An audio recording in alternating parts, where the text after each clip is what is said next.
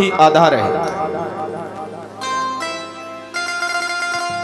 नाम सुमिरण मात्र से जीव का कल्याण हो जाता है, लेकिन वह नाम सुमिरण हृदय से हो। मन कहीं और है और मुख में राम नाम है, कल्याण नहीं हो सकता। इसलिए बिल्कुल एकाग्रचित होकर के कथा श्रवण करना चाहिए। नैमिषारण्य तीर्थ क्षेत्र में 88,000 ऋषिगण एकत्र हैं, यज्ञ प्रारंभ है। उसी बीच में सनक सनंदन सनत कुमार आदि ऋषिगण, उनके साथ सप्त ऋषिगण, पृथ्वी के जितने भी ऋषि मुनि हैं सबके सब वहां एकत्र हैं, यज्ञ में सम्मिलित है। बार बार प्रार्थना करते हैं, किससे? श्री सूत जी महाराज से। महाराज, आप ऐसे चरित्र को श्रवण कराइए जिसको सुनने के बाद कुछ भी सुनने को ना रह जाए। श्री सूत जी महाराज आनंद पूर्वक उस चरित्र को श्रवण कराने जा रहे हैं जिसमें भगवान के अनेकों प्रकार की लीला है, भक्ति है, ज्ञान भी है और साथ साथ वैराग्य भी है। जिसके हृदय में यह श्रीमद् भागवत महापुराण उतर जाए, आप रूपी उसके हृदय में वैराग्य आ जाता है। और जिसने वैराग्य को प्राप्त कर लिया, सचमुच वह हरि को प्राप्त कर लेता है। आज श्री सूत जी महाराज कहते हैं, ऋषियों, भक्ति मैया बार बार देव ऋषि नारद से प्रार्थना करती हैं और देव ऋषि अनेकानेक प्रकार से उपाय करते हैं कि भक्ति मैया का जो दुख है वह दुख दूर हो जाए। दुख क्या है? उनके पुत्र ज्ञान और वैराग्य जीर्ण हो चुके।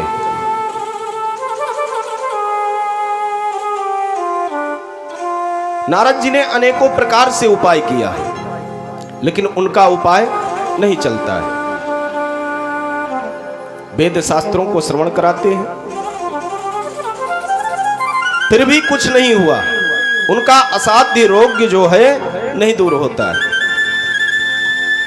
बार बार प्रार्थना करते हैं।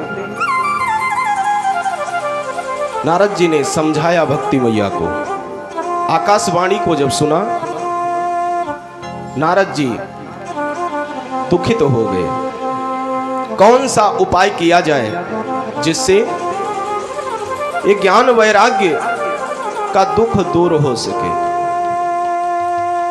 यत् फलम नास्ति तपसा ना योगेन समाधिना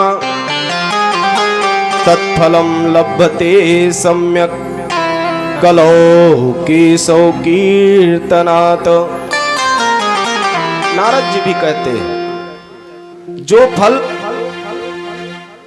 तपस्या से नहीं प्राप्त होता,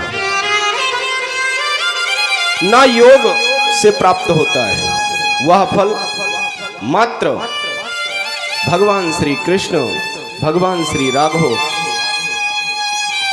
के नाम से प्राप्त हो जाता है। हे देवी, अगर अपने पुत्रों का कल्याण चाहती हो तो निश्चित रूप से भगवान के शरण में जाओ, भगवान के नाम का सुमिरन करो, तभी आपका कल्याण हो सकता है। भक्ति मैया हाथ जोड़ करके बैठी हुई है, नारद जी के उस वचन को सुन रही है। आखिर वह नाम क्या है? तो उन्होंने स्पष्ट शब्दों में कहा, तत्फलम लभते सम्यक कलौ यानी कलयुग, केशव यानी हरि, कीर्तनात् यानी कीर्तन। हरि का कीर्तन, हरि का सुमिरन ही लाभ दे सकता है। इसलिए हे देवी, प्रेम पूर्वक भगवान श्री हरि केशव का सुमिरन करो। ब्रिज के नंद लाला श्री राधा जू के सांवरिया, ब्रिज के नंद लाला श्री राधा जू के सांवरिया, सब दुख दूर हुए जब तेरा नाम लिया। नंद लाला के सांवरिया, सब दुख दूर हुए जब तेरा नाम लिया। सभी बोल ब्रज के नंद लाला राधा जो के सांवरिया, सब दुख दूर हुए जब तेरा नाम लिया। सब दुख दूर हुए जब तेरा नाम लिया।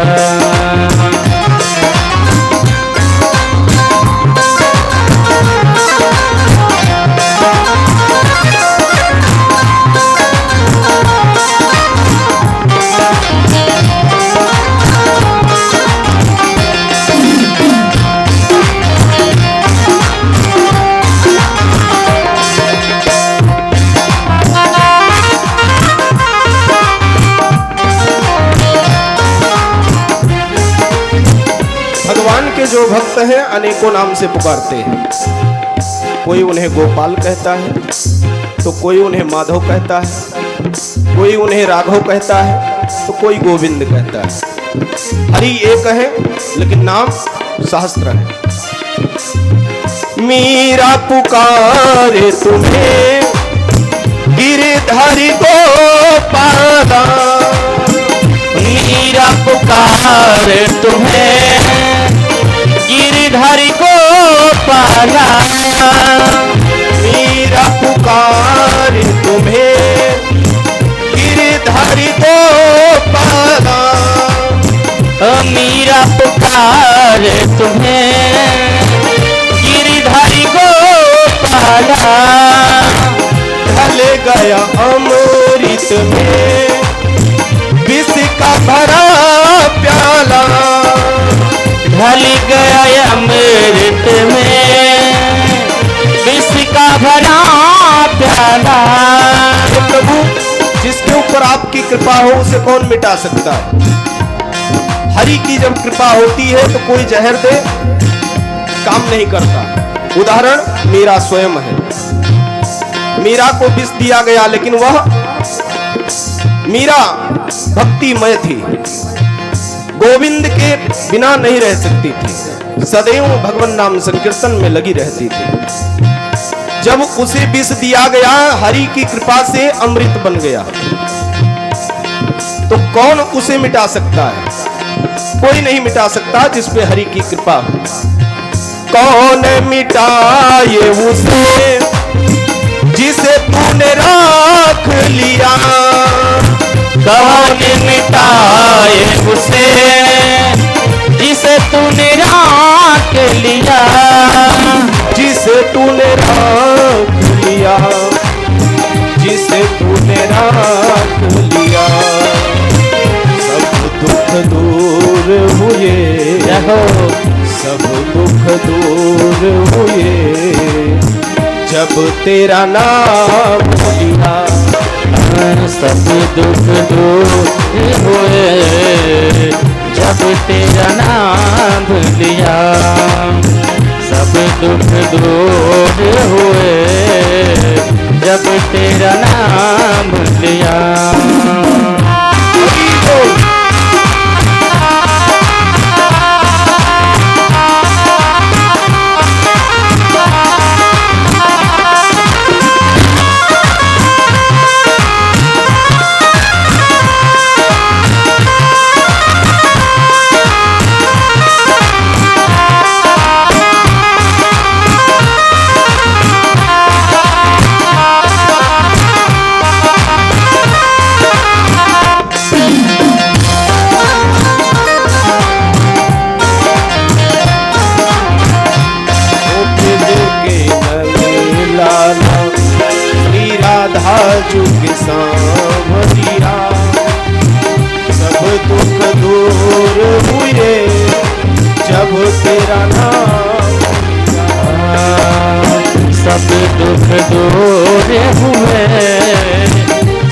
तेरा नाम लिया सब दुख दूर हुए जब तेरा नाम लिया।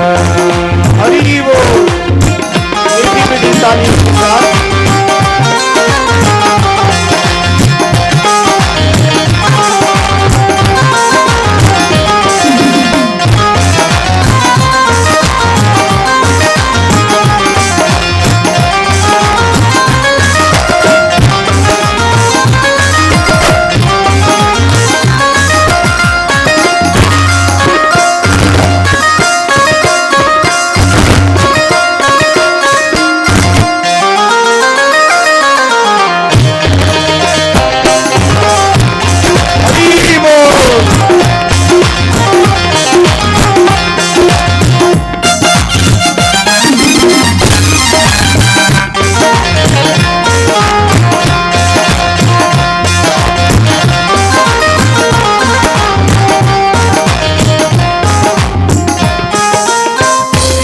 तेरी गोकुल पे आया विपदा भारी।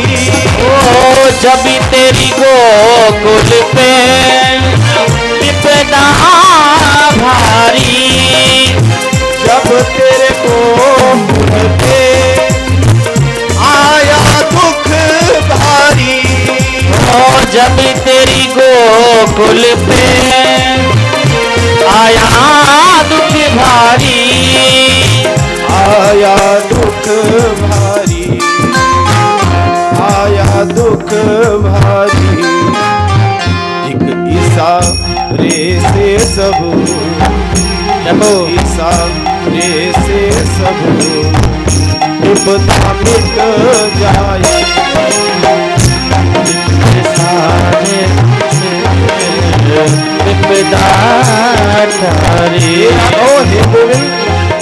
जब आपके गोकुल पे समस्या आया दुख आया, इंद्रदेव ने इस प्रकार दृष्टि किया कि पूरा गोकुल जलमग्न हो गया। आपने मात्र उंगली के इशारे पर गोवर्धन को ही छत्र बना दिया और समस्त गोकुल वासियों को उसके नीचे रख करके उनके विपदा को दूर किया। जब भी आपकी कृपा भक्तों पर होती है, भक्त आनंद को प्राप्त करते हैं, कोई दुख नहीं रहता, हर प्रकार से उन्हें सुख का अनुभूति होने लगता है।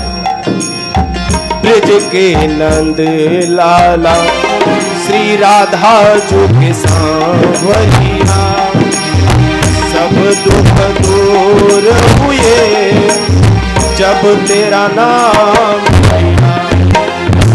सब दुख दूर हुए जब तेरा नाम लिया। नंद लाला राजी के सांवरिया, सब दुख दूर हुए जब तेरा नाम लिया। सब दुख दूर हुए जब तेरा नाम लिया।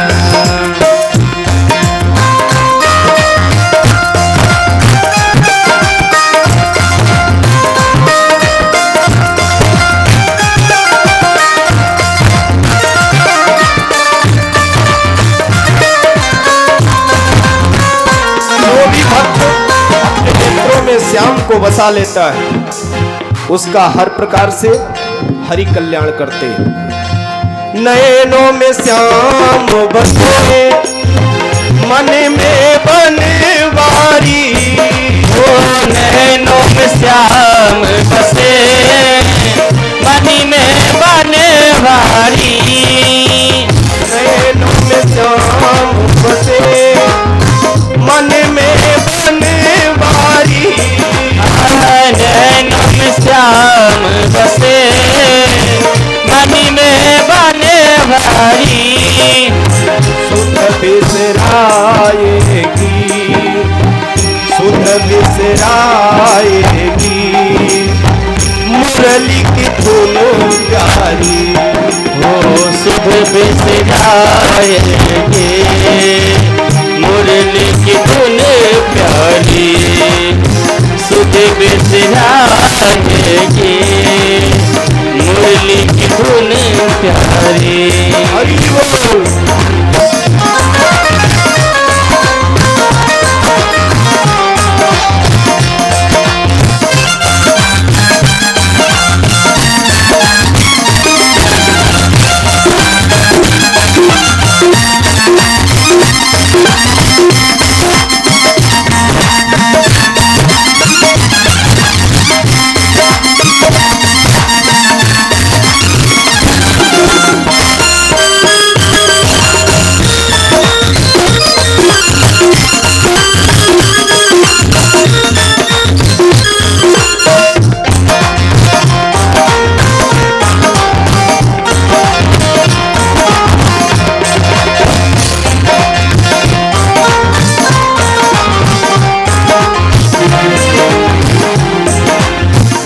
दुख दूर हुए जब तेरा नाम लिया। सब दुख दूर हुए जब तेरा नाम लिया। सब दुख दूर हुए जब तेरा नाम लिया। प्रेम से बोलिए राघवेंद्र सरकार की जय हो। श्री राधावर कृष्ण चंद्र की जय हो।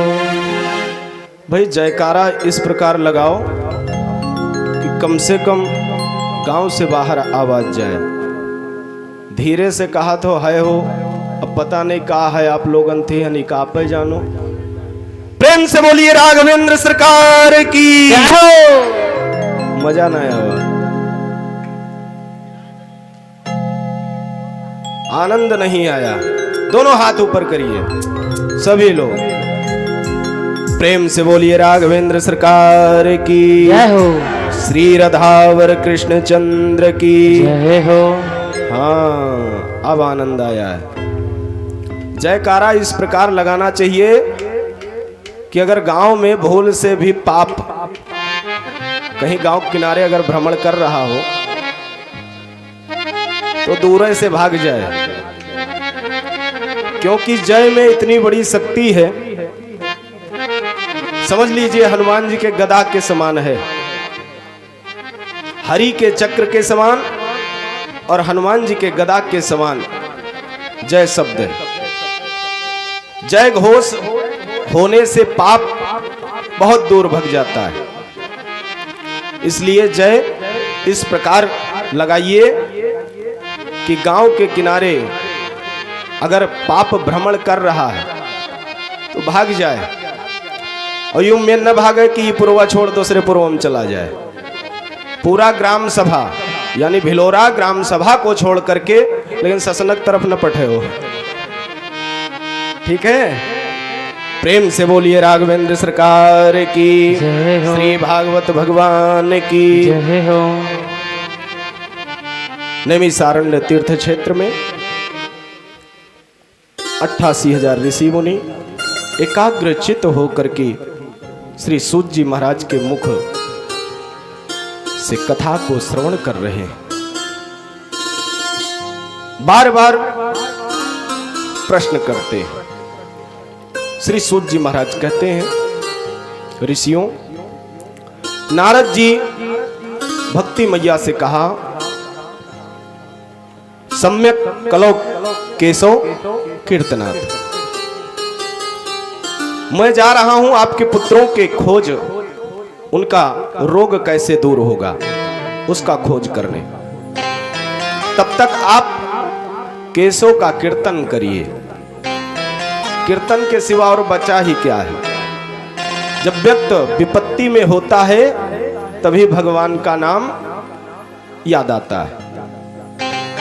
इसलिए मैं बार बार कहा करता हूं, कैसे भी रहो, सुख हो या दुख हो, दोनों में अगर हरि का कीर्तन, हरि का नाम, कथा, भागवत इत्यादि आपके द्वारा होता रहा तो कल्याण निश्चित है।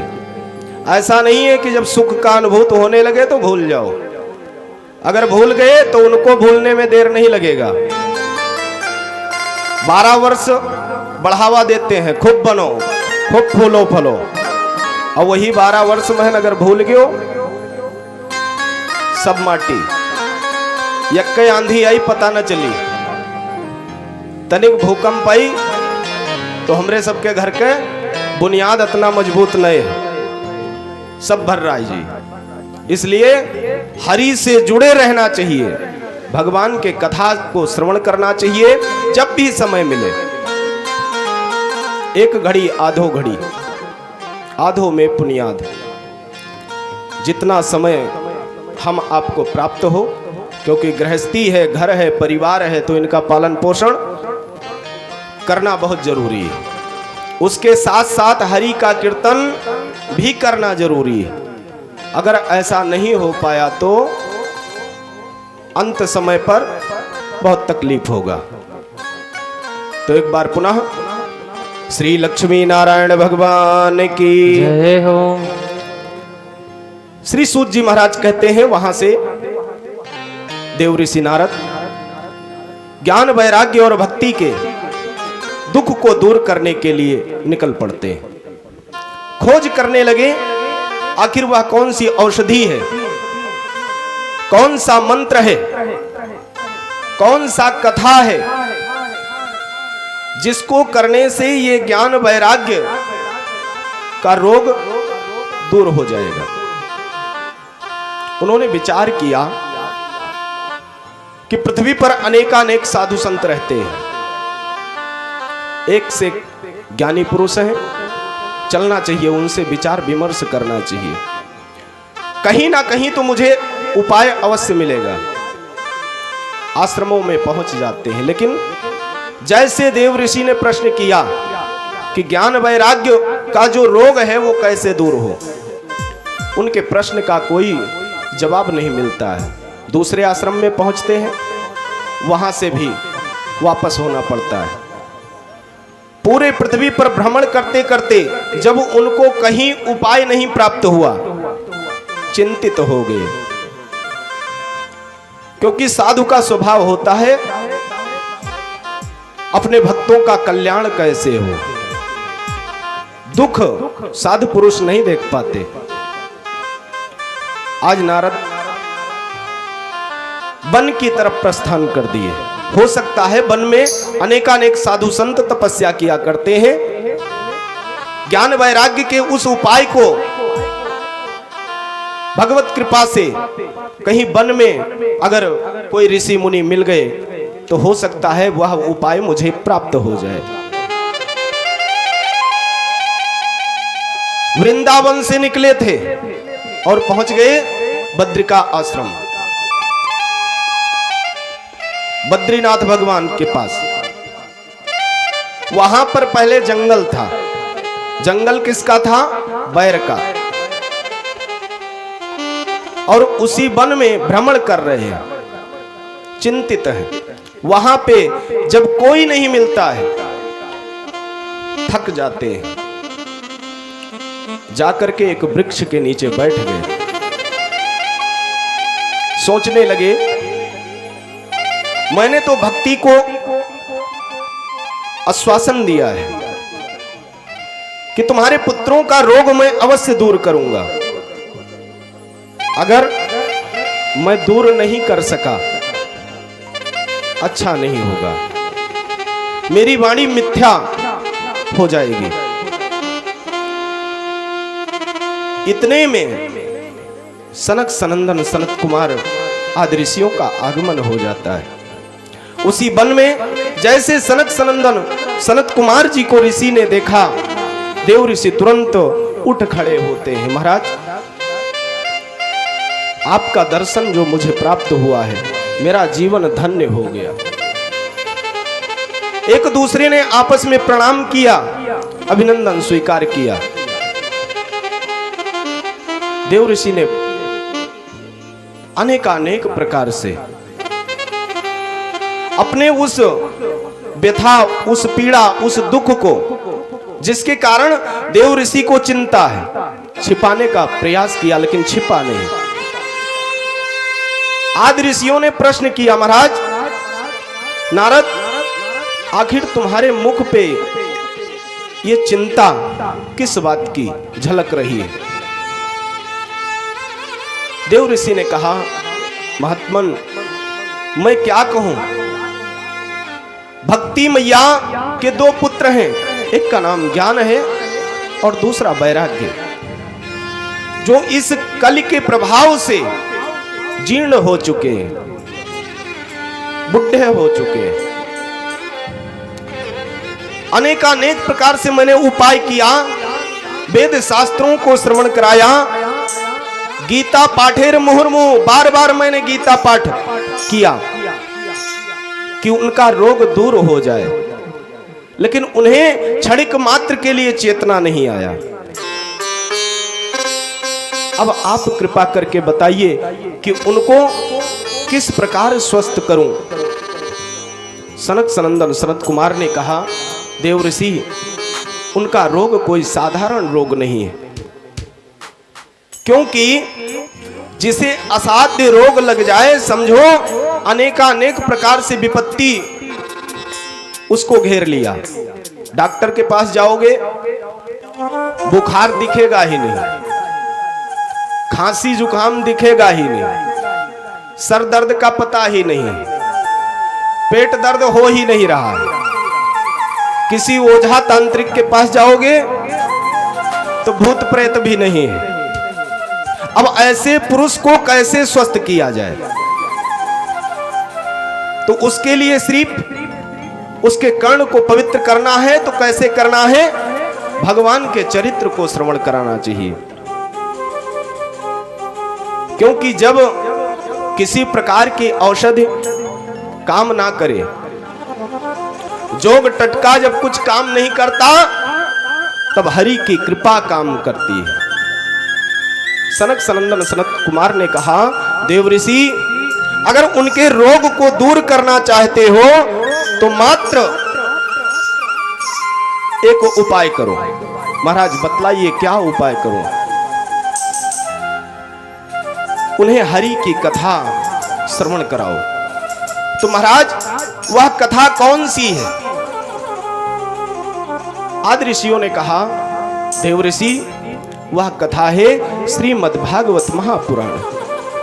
और मुझे दृढ़ विश्वास है अगर आप प्रेम पूर्वक उन्हें कथा श्रवण कराओगे तो निश्चित रूप से उनका असाध्य रोग दूर हो जाएगा।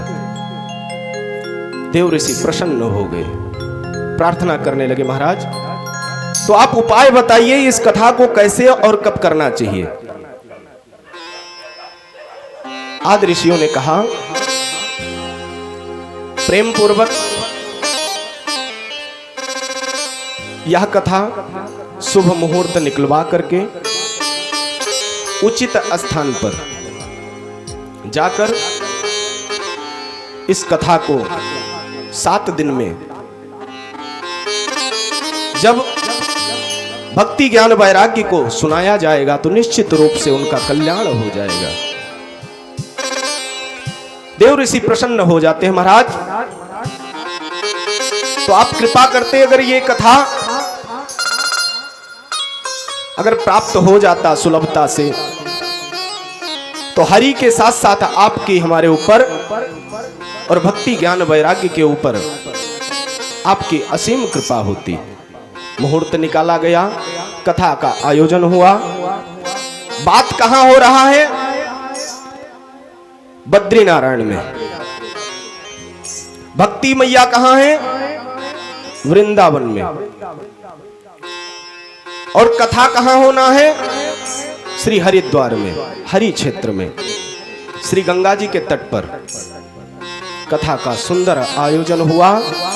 कथा प्रारंभ हो गया और कथा जब प्रारंभ हुआ तो भक्ति मैया अपने पुत्रों को लेकर के वहां नृत्य करते हुए प्रकट हो जाती हैं। जय शब्दा नमः शब्दा का उच्चारण होने लगता है।